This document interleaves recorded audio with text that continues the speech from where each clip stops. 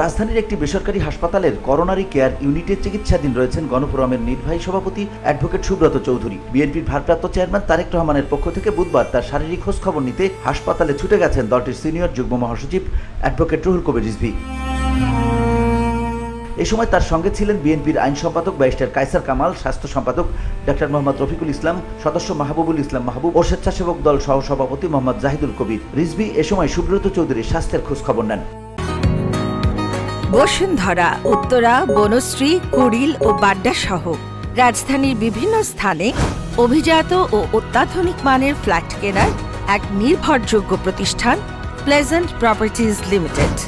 তাই আপনার স্বপ্নের আবাসনের জন্য আজই যোগাযোগ করুন। Pleasant properties limited, where destiny matures eventually. গণফোরামের নির্বাহী সভাপতি সুব্রত চৌধুরী ফুসফুসের প্রদাহে আক্রান্ত হয়েছেন। মঙ্গলবার সকালে রাজধানীর ল্যাবএইড হাসপাতালে ভর্তি হন তিনি। বর্তমানে ওই হাসপাতালের ডক্টর বরেন চক্রবর্তীর তত্ত্বাবধানে চিকিৎসাধীন আছেন তিনি। VOD Bangla news desk.